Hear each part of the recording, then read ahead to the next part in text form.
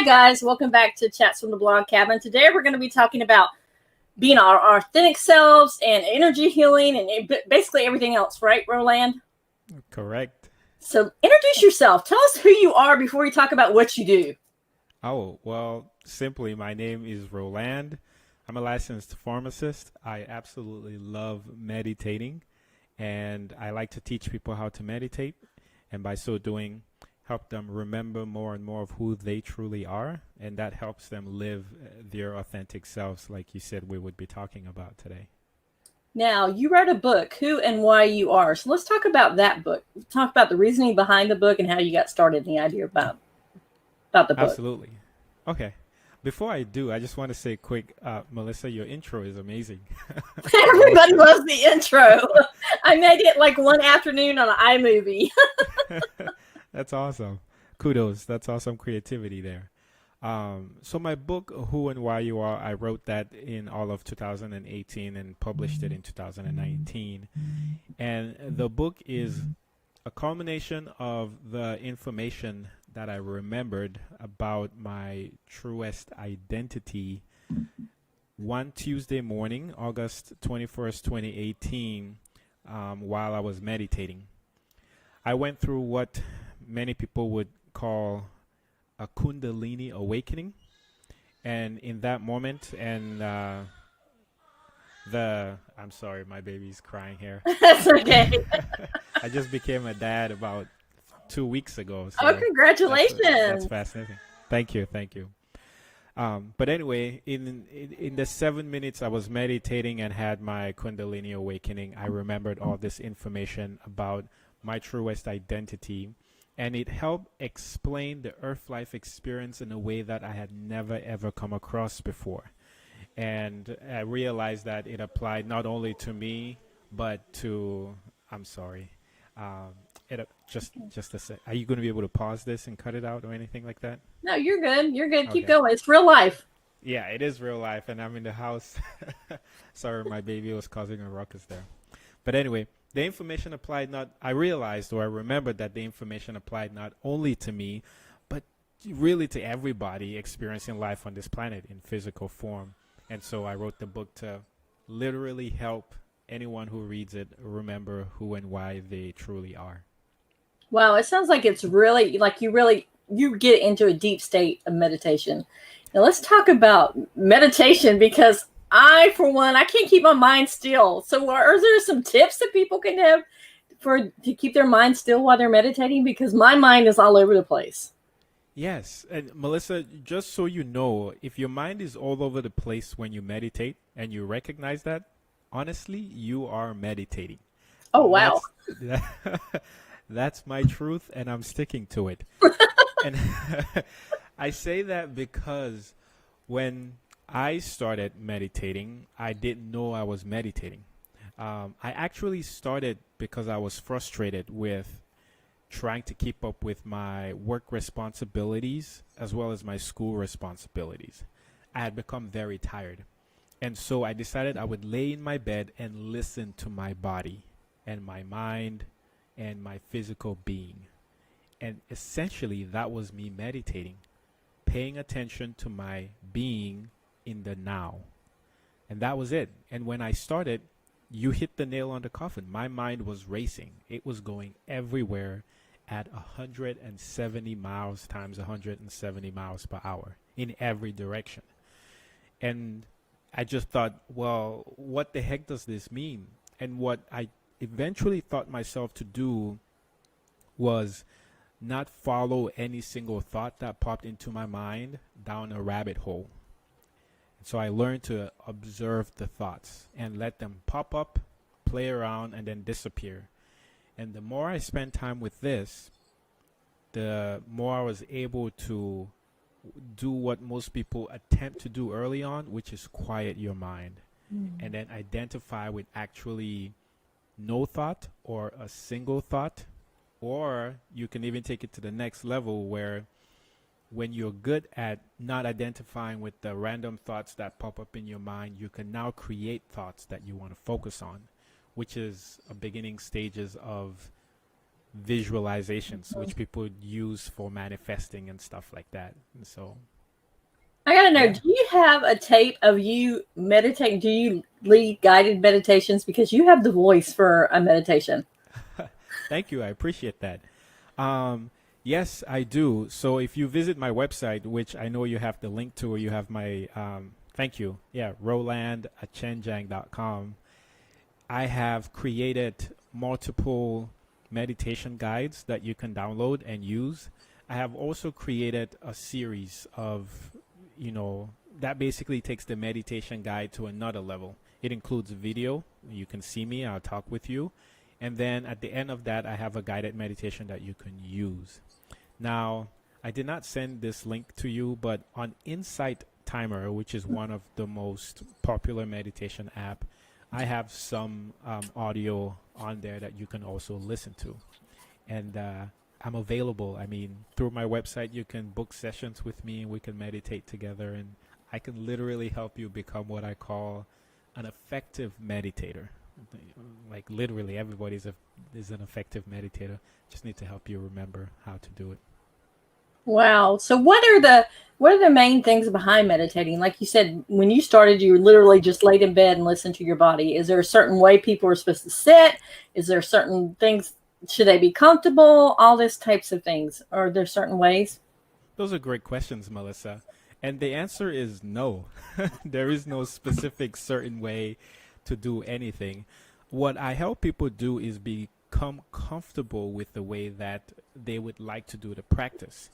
Now, the more you do it, the better you're going to become at it. And then the more you're going to refine the practice to suit your needs. So I'll give you an example. If I want to meditate before I go to bed, usually I will sit and not think about anything and try to get to that state of no thought.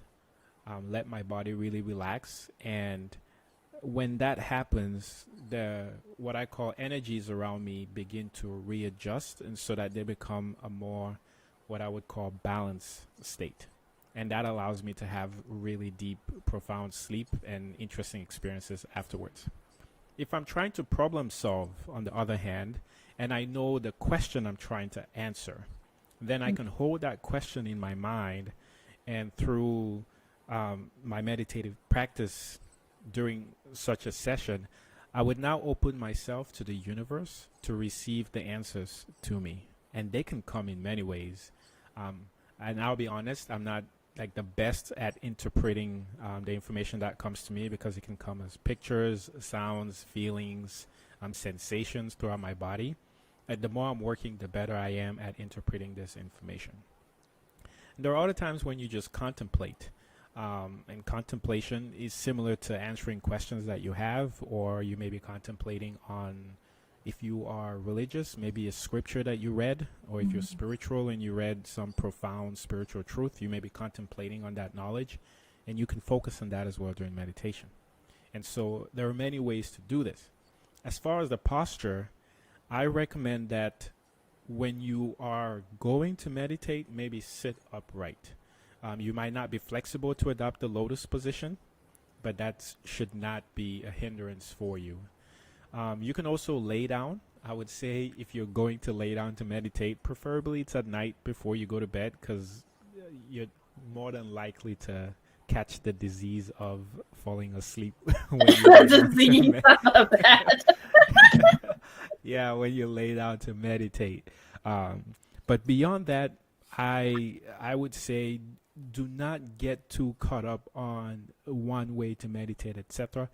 Seriously, I would love to work with anybody to help them develop a customized, effective meditating practice. Now, you're a pharmacist, so how did you get involved in doing all this meditation, all the spiritual healing? Because most of the time, people that are in the science world aren't really big in the spiritual world. That's another great question. So I really stumbled upon this, I would say, by accident, but today I understand that there are no such things. It really just started again when I was frustrated with being a pharmacist and going to business school at the time. I was really, I would say almost clinically depressed, and I wanted to find a way to cope. And then being a pharmacist, I held my biases, which included not wanting to take medications. And so I thought, there's got to be another way to heal. And sitting down and listening to my body, I started having these very profound, unusual experiences that nothing in pharmacy school prepared me for. Nothing in my religious upbringing prepared me for as well. But they were very real. And the results were also very visceral and tangible. I felt so much better after a meditating session. So an example would be very early on when I started to see lights twirling in what most people refer to as your third eye. Now, I was 27, 28 years old at the time, and I'd never ever imagined that was possible. I had never even heard of a third eye. I mean, I'd gone to pharmacy school, I was knee deep in business school, I was raised up Catholic. The whole idea of chakras was unusual to me. But here I am, sitting down in my bed or laying in my bed and paying attention to my body, and all of a sudden I see these very soft, beautiful, lights. There were two. It was a gray light and a white light just twirling in my eye like a lava lamp. It was kind of hypnotic, and it scared the crap out of me. I can imagine. It did, because I had no foundation that prepared me for such an experience. But when I was done, I felt really good. And just because I felt so good, I thought I should try this again. And that's what led me to continue to explore the practice, have experiences, do research, feel really good, then go back and do it. And eventually led to the awakening on August 21st, 2018, and a realization that this whole time, the more I was meditating, the more I was actually self-healing. And I mean, I discuss a couple of the experiences in my book where I was able to heal my dry eyes after going through LASIK, eye correction surgery. I had some very profound back pain from sitting on a computer all day and working in a hospital that I thought I needed surgical intervention for. But no, just by meditating and giving my body the space to rebalance itself by exposing it to this unconditionally loving source energy that we all have access to, I really was self-healing, and I thought there is something to this, and so I have continued to explore it vehemently. So are you still a pharmacist too?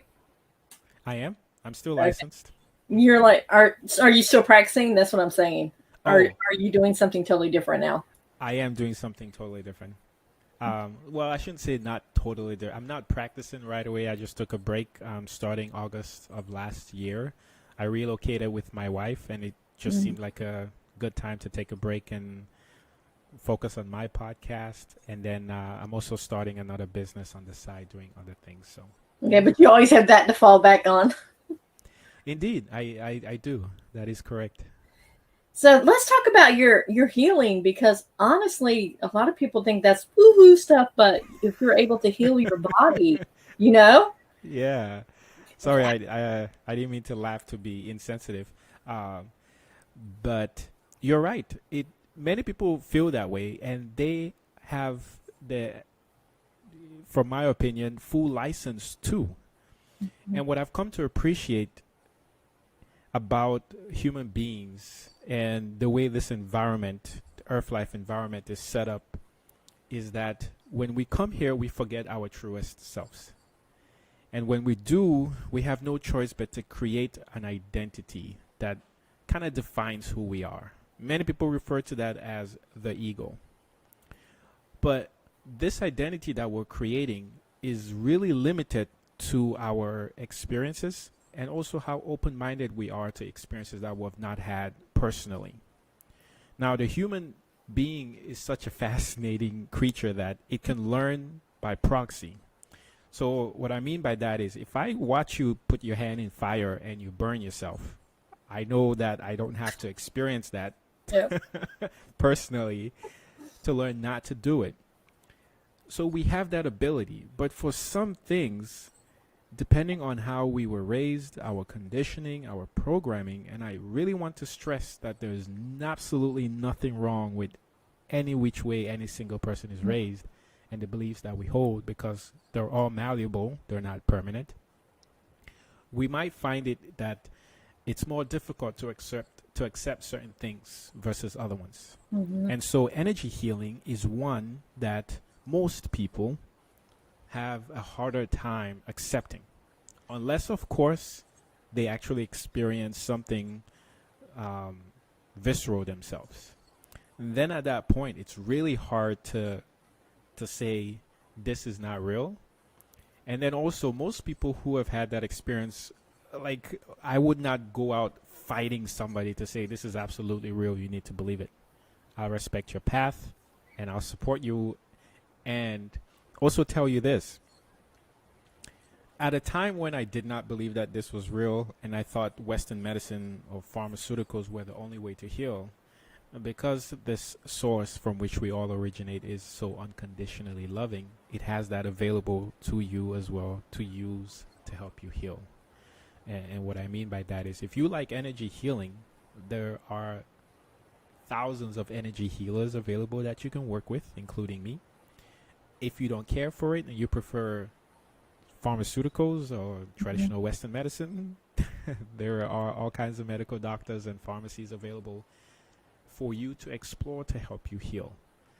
The underlying truth in both those avenues is you as the individual exercising your rights to free will and leveraging your beliefs and understanding of who you are and your relationship to everything and everyone else to help you heal.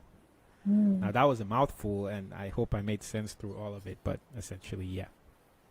So let's talk about energy healing. That was actually one of the things I didn't send you a talking point on, but now you've talked about and I actually wrote down before we came on. I can need to ask him about that. So what exactly is it, and how long does it normally take people to heal? Is it different cases for different people? Yes, for sure it is. It's going to be as unique as you are unique as an individual. The way I practice energy healing is multifold.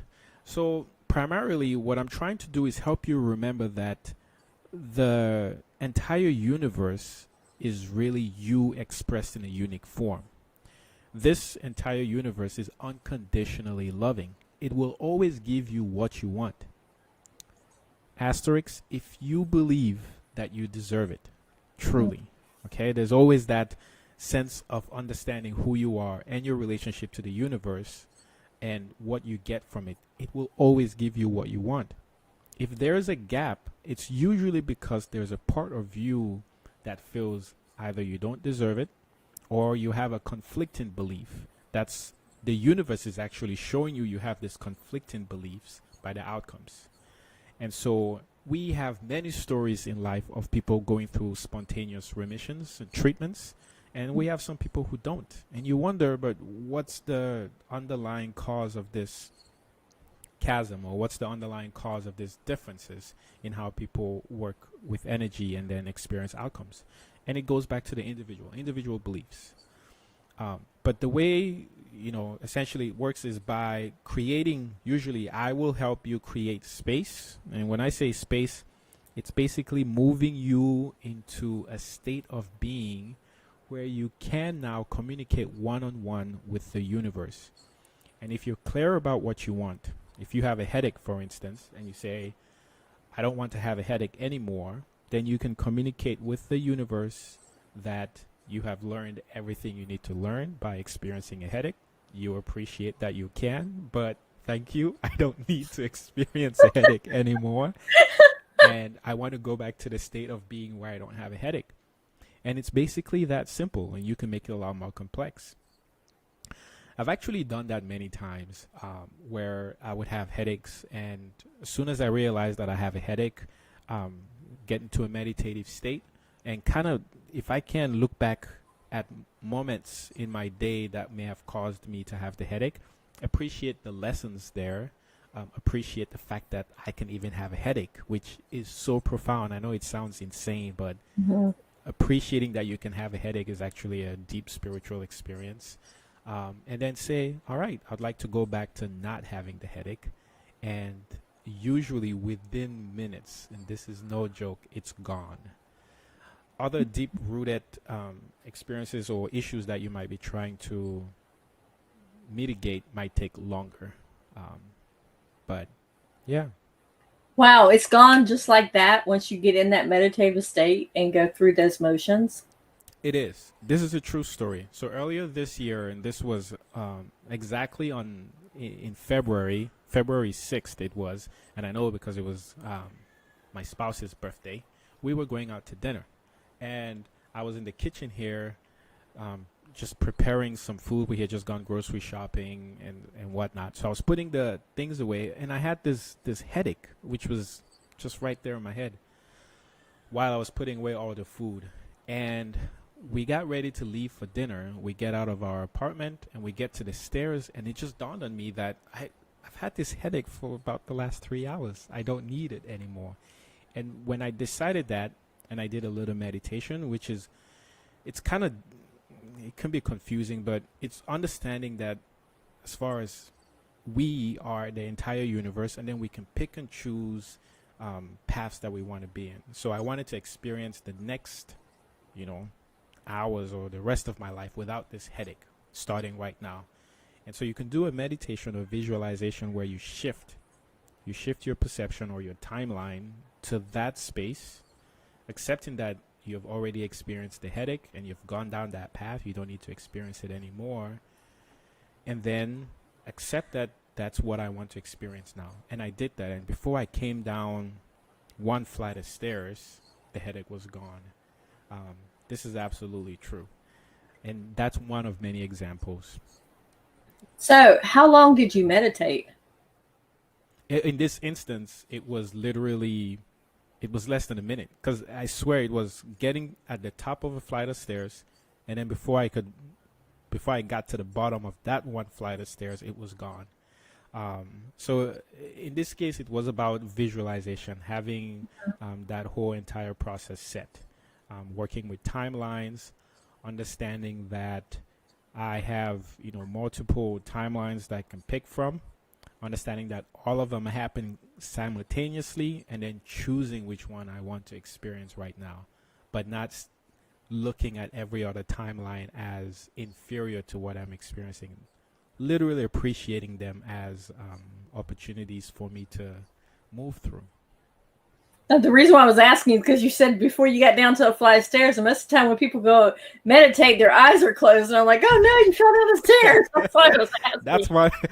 That's one way to get rid of the headache, is just to die, right? Fall down the stairs, and I don't have a headache anymore.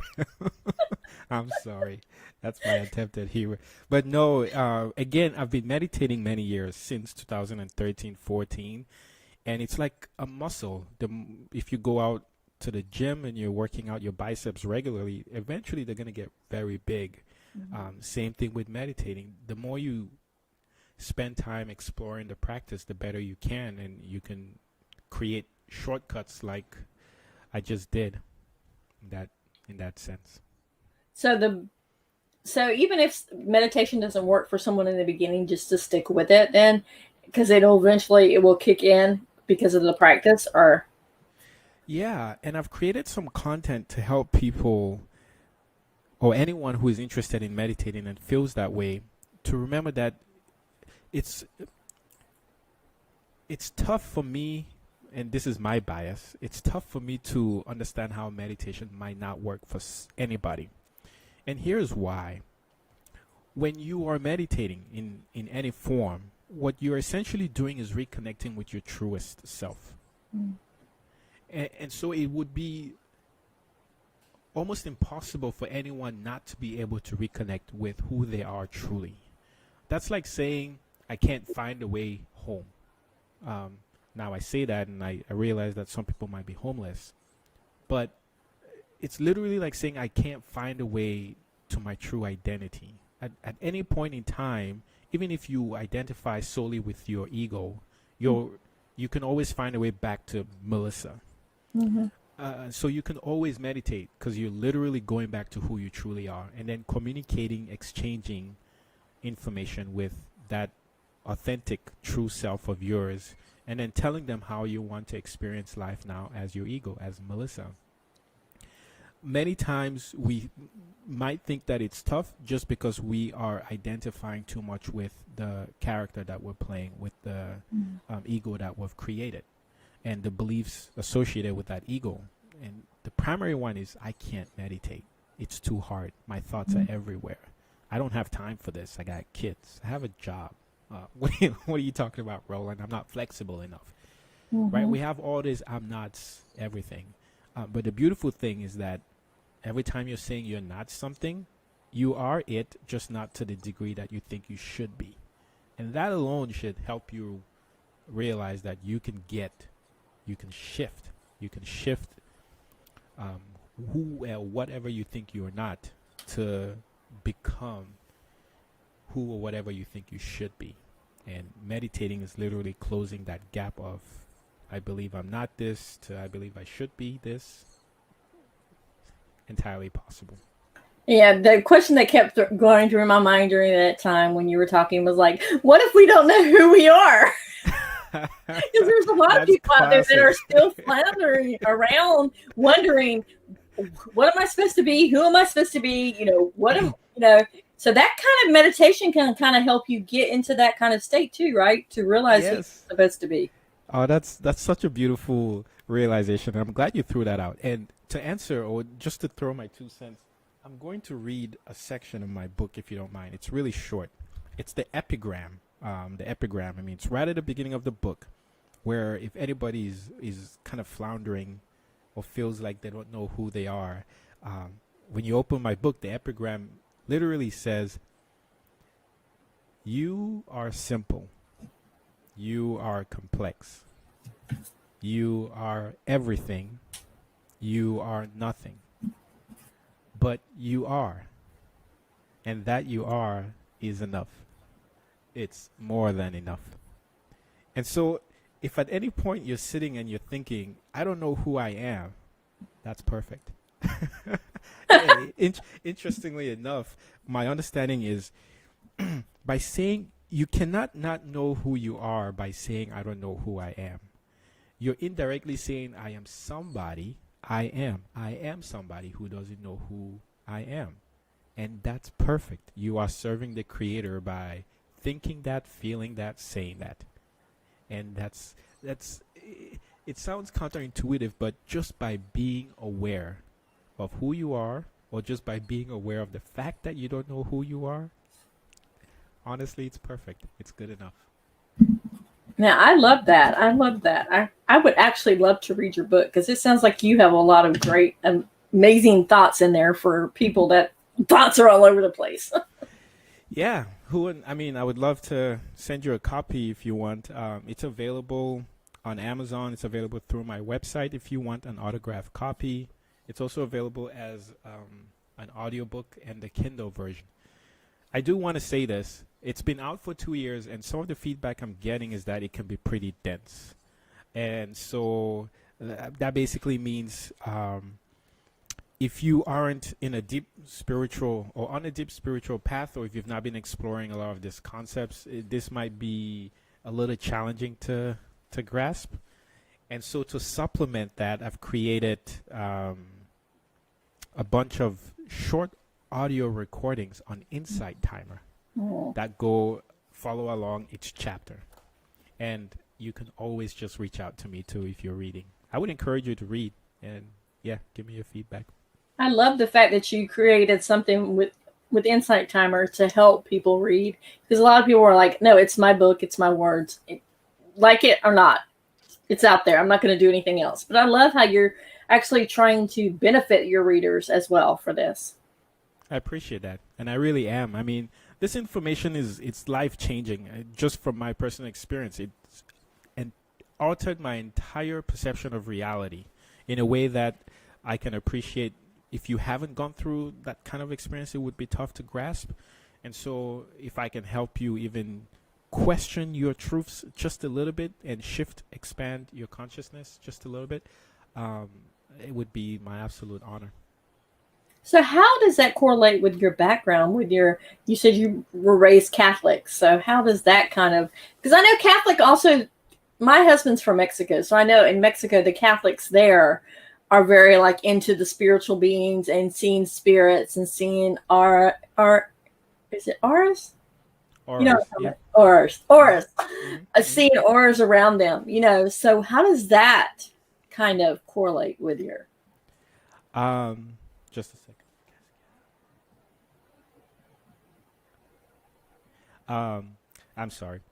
So, great question as far as how this relates to my Catholic background. What it has done is expand my understanding of the Catholic teachings, as well as every other religion in the world.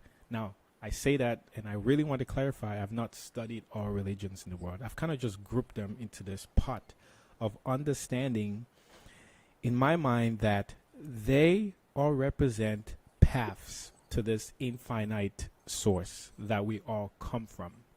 And that's it. They are stepping stones.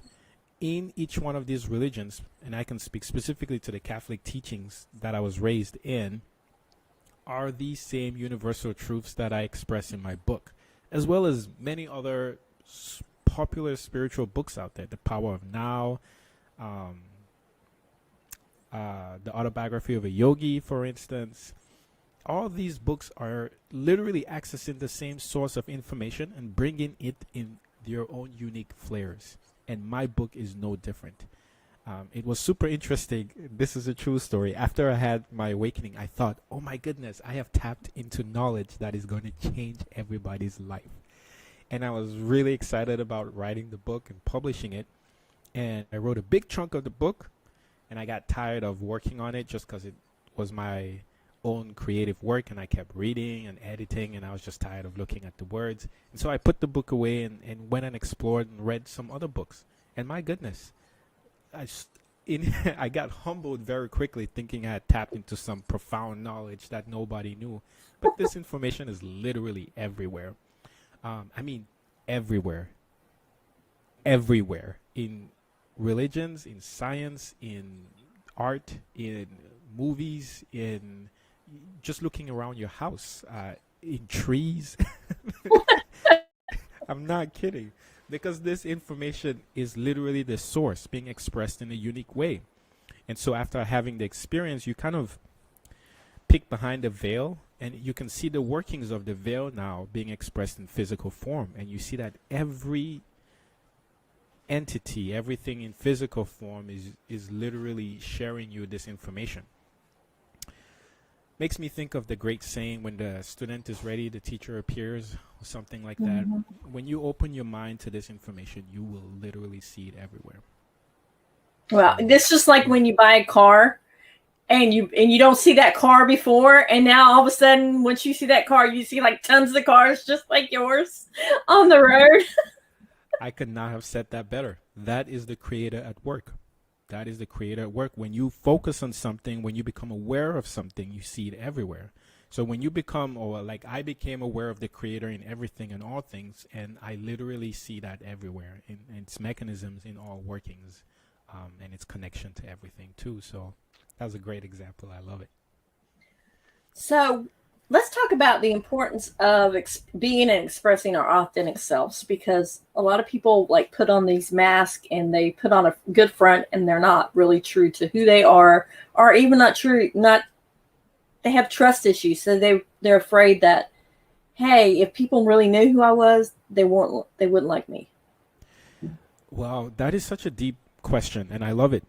And to that, I want to say the major reason why it's really great to be authentic, which requires you to be vulnerable as well, is that it moves the collective human consciousness closer to this source creator faster.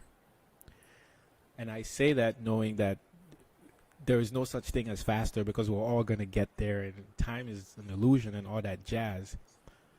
But precisely that's really why is we move closer in love, and we remember that we are literally all one way faster when we're super authentic.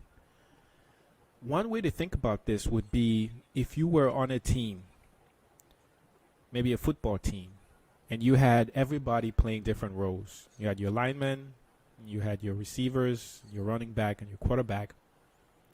If the wide receivers weren't authentically themselves, if they weren't playing the role of the wide receiver as best as they can, if they showed up to a game and were fighting to be the quarterback, for instance, or a lineman, for instance, it would slow down the ability of the team to play as well as they could. And the team might likely lose because there would be maybe some infighting. It would just slow down the ability of the team overall. And that's the same for the human race. We're literally all connected. And the more we are ourselves, the more we remember who we truly are and we express that authentically, the better it is for everybody. We're just moving consciousness, we're moving consciousness along this path a lot faster and a lot more efficiently. And that's really my biggest understanding of why it's important to be authentic. And again, No, go ahead. You said again. Oh, yeah, but again, my epigram, which I just read, said, as you are, you're perfect is enough. So if you're in a space where you're struggling with who you are, that's great. Because, again, you're showing that that's one way to experience yourself. And if that struggle is doing anything, it's helping you see a gap between what you currently are and what you believe you should be. Now, the next part would be for you to find the will or the gumption to close that gap. And many different practices can help. Many different teachers can help. Many different fellow human beings, including me, can help you kind of close that gap. Wow. So now a lot of things with authentic is the trust issue. I mean, that's huge. A lot of people aren't vulnerable enough. And you mentioned it earlier. How do we get past that and be vulnerable with people? The same way we get past anything is by, as much as we can and as comfortably as we can, stepping into that space. And here's what I mean. If you feel like being vulnerable is hard, do it slowly. But you have to do it. One way to appreciate why being vulnerable is really, really amazing. And I say all this, and I want to let you know that I'm not like as vulnerable as I know I can be as well. Because I am human. It's part of the game here. But the idea of being super vulnerable corresponds really well with my understanding of unconditional love. And a very good example that we can all relate to is the sun in the sky that we see every day. So the sun is so reliable and so vulnerable at the same time, but it's such a high consciousness being that we can appreciate. It shines its light on everything, everybody, all the time. And we know exactly where it's going to be, when it's going to be, etc. And it doesn't judge. It doesn't say, I'm shining my light for you to dry your clothes in the sun only. I'm shining my light for you to, use that to power your house if you have solar panels on your roof or something. I'm shining my light for you to get a tan, for instance. I'm shining my light for you to get sun cancer, or skin cancer, for instance, or something like that, It doesn't judge. It says, this is who I am. I am the sun. I'm going to be in the sky right here every day, all the time. You can study me as much as you can. I'm not going to change. You can, use me however you wish. I'm still just going to be here, shining my light. Now, that's such a high level of consciousness to experience life as. But we are all capable of doing that. And the only way to be that loving and predictable and so open is to be super vulnerable as well.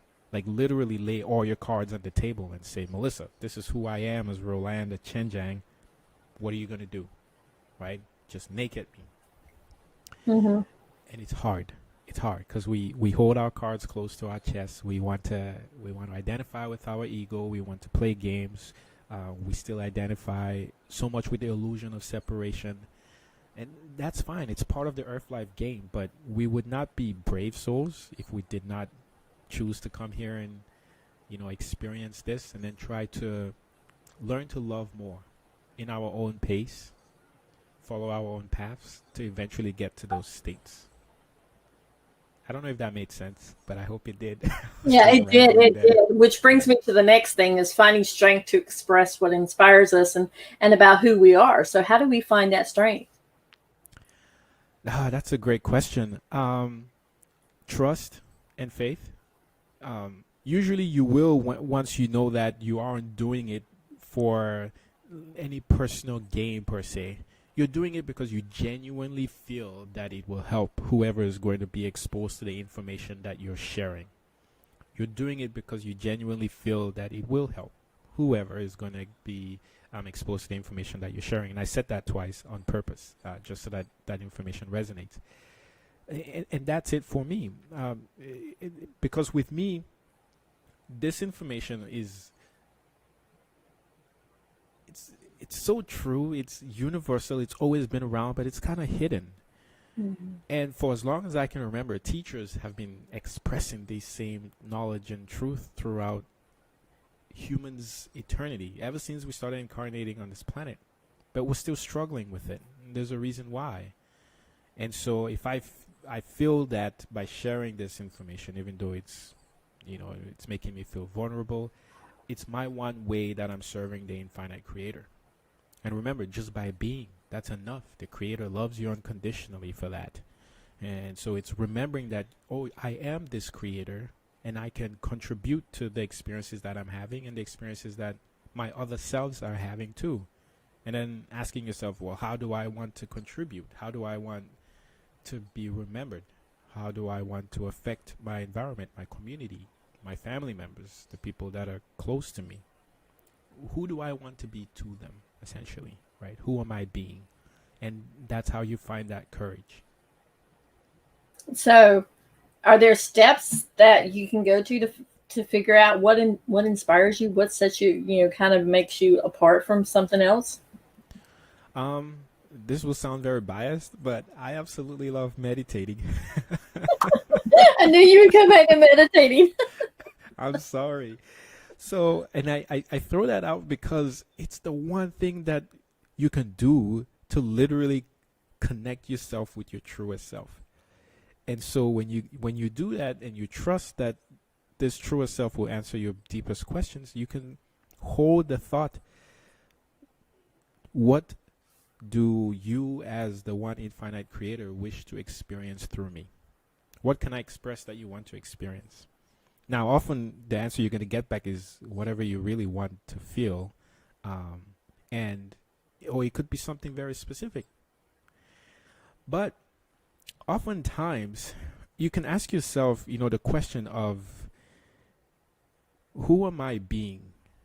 And is this who I really want to be? That's a good question you can ask yourself in order to know, what to do. Otherwise, you can use feelings. So, how excited are you about doing what you think you should do? Does it drive you? Are you vehemently researching the topic? Does it come naturally to you? Does it make you smile? Are people giving you feedback, as in, man, you're really good at this, or you're so great at this? Even if they're not, right? Because when I say that, I feel like you're going to be going external, outside of yourself, to find validation. Mm-hmm. But for things that just come,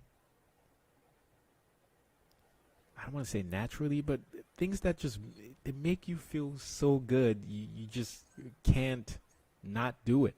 Mm-hmm. Right?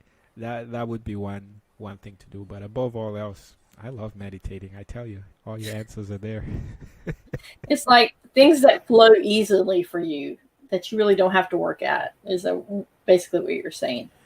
Yes and no. Now, I'll say yes because if it's something you're really passionate about, what most people might consider working at would be fun for you. So there would be that shift. So, for instance, I love that you do these podcasts. I do podcasts as well, and I love doing that. I just love having conversations with people. It's a lot of work. You're researching the guests, you're asking questions, you're recording, you're editing, I'm transcribing. I mean, it takes about 6 to 8 hours to produce one of my podcasts.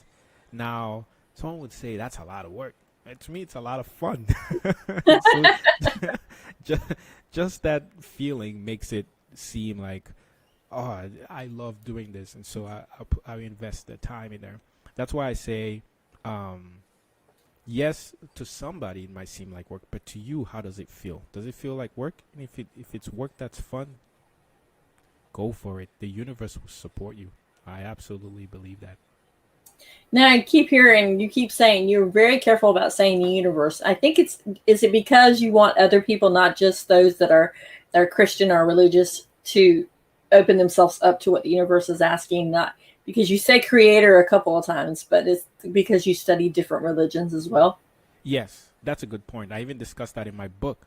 Now, many of us, with just the way the environment is built in, we attach emotions and meaning to words, right? And if I say God, nothing wrong with it. Most people have an idea of what God is. When I say the universe or the one infinite creator, I'm literally referring to the God that you think. The issue with the word God is that we've set limits to it. And this is where it's challenging. Is if you really sit and ask yourself who or what God is, right? You may start to define God, and then you might stop somewhere, and then you would have left out all of what God is by not defining that. And then if I said God was what you didn't describe, you might say, no, that's not God. But my understanding is God is the universe, including you and me. And this universe is everything. There's nothing that isn't. And so I use that word so that you're not thinking the God that you believe in. Nothing wrong with that anyway. But for someone, if you've gone through like a similar experience like I did, and I say God, you realize that I'm really talking about this limitless form that unfortunately as humans we tend to limit by our ability to describe. So even I can't tell you the infiniteness of God, so I just say the universe, and I Yeah, leave it at that. it's kind of removing all the restrictions from what the that society puts on things. Absolutely, that was a fantastic catch too. Thanks for pointing that out. But yeah, conscious choice of words, universe or the creator. And I think that's basically what meditation is too, is moving those restrictions that we put on ourselves. Absolutely. And if I can piggyback off of that, that's actually a very good exercise you could do while meditating. You can say, I am this. And every time you say I am something, you're indirectly saying you are nothing. But in meditation, you those I am nothings begin to disappear. And then you realize that, oh, you are literally everything. You are both what you think you are and both what as well as what you think you are not. And that's an expanded level of consciousness to attain. And that will really change the way you interact with your environment once you realize that. Now, after meditation, are you more calmer when situations come up? You're like, or you're not like, hold on, let me meditate. You're like, people are like, hold on. You see all these spiritual gurus that are in these comedy shows and they're going, hold on, gotta meditate. uh, sorry, I have to admit that I'm kind of like that. If I find myself not in balance, that's my cue to take time out and sit and meditate. My family knows this. I know this. I tell you, I meditated before I came on Chats from the Blog Cabin. It helps me center and it helps me shift my focus because I was editing a podcast before this and I was kind of focused on that conversation. It was a different topic. And then I took 15 minutes to focus on being here, being fully present, and being able to create something amazing with you. And so just that 15-minute meditative session helped me rebalance, recenter myself. I still do. Now I have crazy wishes. Like I said, I'm not fully zen all the time. To eventually get to a place where I don't have to meditate, right? That my entire interaction with the entire universe is just a meditative practice. It's entirely possible. And so it's a work in progress for me, but when I get there, I'll let you know, Melissa. So you talk about centering yourself. So let's talk about that real quick. Mm-hmm. You said, of course, meditation is going to be your thing about centering, or you're out of balance. How can you tell if you're out of balance? Um, the more you know yourself, the more you'll be able to tell. So you're out of balance if, in the simplest form, you're able to describe yourself using maybe an adjective. If I say I have a headache, I'm out of balance because I know what it's like not to have not to have a headache. If I say I am tired, oh, I'm out of balance. If I say I am hungry, I'm out of balance. If I say I need to use the restroom, I'm out of balance. So that's basically, or if I say I'm agitated, I feel funny, that's it. And so homeostasis is really when you are quote unquote in balance, and that's always going to shift. So the more time you spend in meditation with a very calm, centering presence, then the more your state of awareness of being in balance shifts. So here's an example. I used working out earlier as something you can do, and that the more you do, the stronger you get. So being in balance would shift, like weights. If you were doing bench press, if you started with maybe 25-pound plates on each side, after a week, maybe you'll be able to move to 30-pound plates and then 35 and 45s. So your strength is increasing. Same thing as well for knowing that I'm in balance. That's also going to continue to shift. And then my benchmark is always going to be the highest state of connectedness with everything and everyone. And I'll try to now bring that into my everyday waking life. Wow. I don't know if that made sense. It did. Yeah. Now, I'm going to put you on the spot here because we didn't talk about this before, but listening to you, can you lead us through a short meditation? Sure I can. Sure I can. That is putting me on the spot. Is there a particular intention that you have, or? I'm thinking because I want to have this show after all our moms are on, after we do all the women's issue and have the very next one, because that kind of goes into self-care and knowing who we are and taking time to take care for ourselves. So maybe something along that lines. Along self-care? Yeah. Yeah, okay. We can certainly do that. And so I'll close my eyes here and ask that you do the same. And at this time, I would ask that you bring your attention to your breath.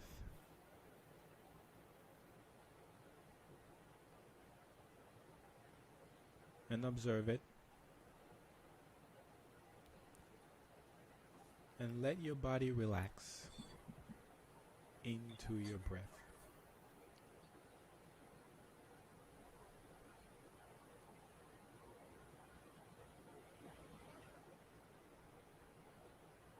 And if your mind is racing already and you're thinking of thoughts, just go back to your breathing.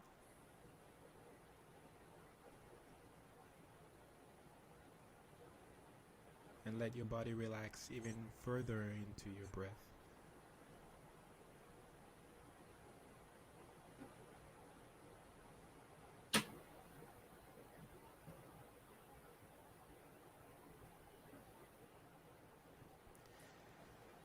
And now we will do a short visualization where you picture yourself right where you are, in the space that you are. So if you're seated somewhere, just picture yourself seated right where you are, right now. You don't need to go anywhere else. And around you is this white light forming and creating a barrier of protection.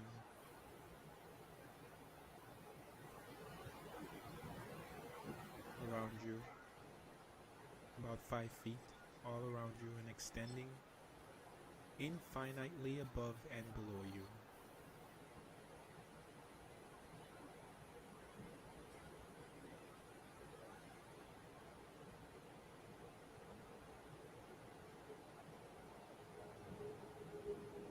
And within this white light, you are now connected with your higher self. And your higher self could appear to you in any way, in any form, sound, sensation, or feeling.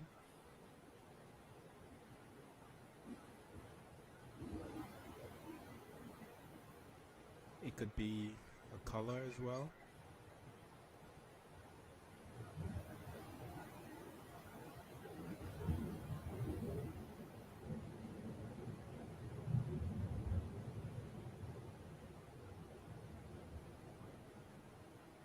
And as you become aware of the presence of your higher self, you can think and communicate with it telepathically,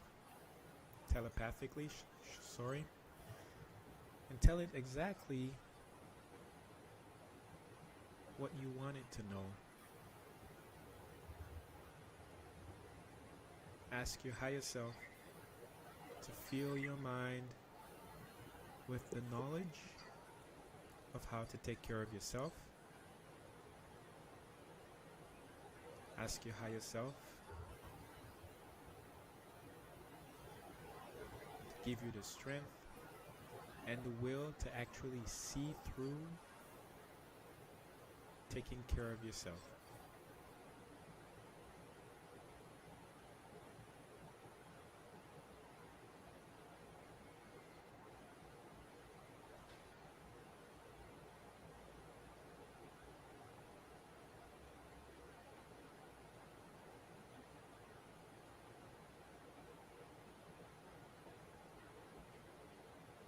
If you begin to smile, that's beautiful. If you feel sensations, if you see colors, if you hear anything, that's beautiful.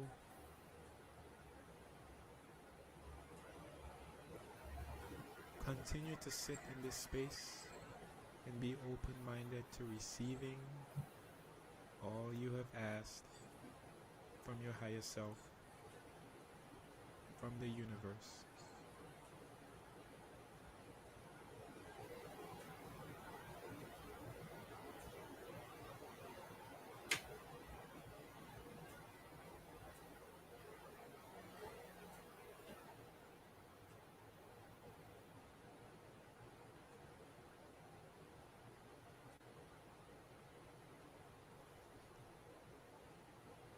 Now you can sit here as long as you wish.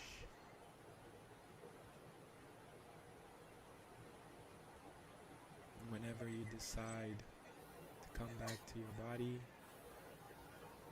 express gratitude to your higher self and the universe for always being there for you and supporting you, particularly in this moment.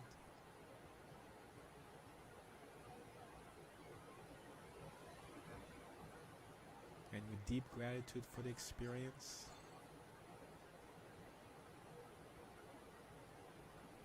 observe the white light dissipate.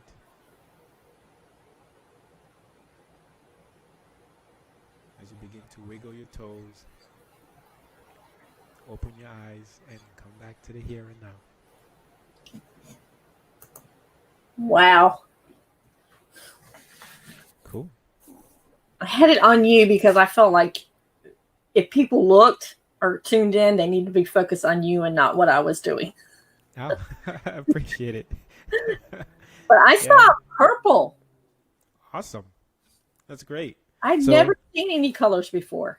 Oh, sweet. Yeah. So a great thing to do would be journaling. So you can write that down. And many times purple is associated with the crown chakra.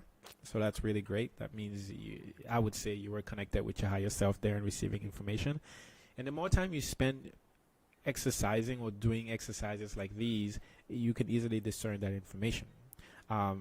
I was smiling and I felt a lot of love and warmth come through me, and usually that's how I respond to sort of my meditative experiences. But for different people it would be different, and that you saw colors, that's amazing. Yeah. I saw purple. Yeah. I was like, man, I've never seen colors before. So I told you, it's your voice. Thank you. Yeah, you would. I mean, um, for that, you would be. I don't know. Have you ever had an energy healing session? No.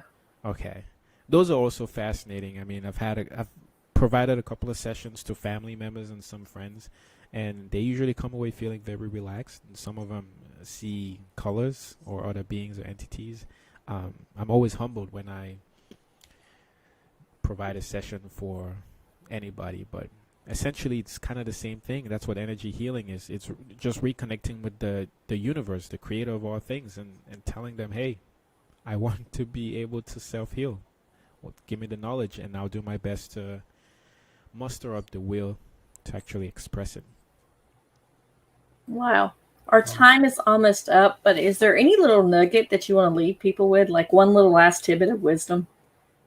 Yes, for all that I can remember, as you are unconditionally loved by the creator of all things. This is true. Unconditional means there are no conditions for you to have access to this love, for you to receive this love, for you to always be as loved. I mean, the only condition is that you are. And just by being aware of yourself, even if you are aware of yourself as someone who doesn't know who they are, paradoxically, that's you being aware of yourself. And that's all it takes for you to be unconditionally loved. And the interesting thing is, since there is only one, there is no other, it's literally you loving yourself and your other selves unconditionally. You're like, Yeah. So where can people find you at? Thank you, Melissa. I am on Facebook and Instagram at Roland Achenjang, just my first name and last name, and my website, rolandachenjang.com, which Melissa so kindly put on the screen, has information to all the work that I'm doing, my book, my podcast, energy healing, and much more. And your book. And my book, yeah, the autographed versions. You can also buy them through any retailer if you wish. And the audiobook is out, and you can get that through just about any retailer as well. And yeah, you can always reach out to me. I tell you, I'm here. Love to help. Your audiobook. Are you actually talking in the audiobook? I am. I'm the one. I'm reading it to you. I mean, what more can you ask for, right? Oh, you really? Yeah. And on Inside Timer as well. Like I said, if you wanted to check out those recordings that explain every chapter, you can start there before you delve into the book to see if it's something that resonates with you. If not, I mean, just listen to it. It's free. What's the worst that could happen? Really, you could come away with some amazing sense of who you are, or at least who to delve into more who you are. I know my words got backwards there. It's okay. Absolutely. But you're right, Melissa. Yeah. All right, Roland, I want to thank you so much for joining us today. And thank you for actually going through, even though I put you on the spot for the meditation. Thank you for doing that as well. No, I appreciate it. It's my favorite thing to do. So every opportunity I have, I'm going to take it. And thank you too, Melissa, for showing up the way you are and for creating such a platform for me to be able to share my experiences and story. And kudos to you and all your listeners. All right. Guys, we will see you on the next chat from the Blog Cabin.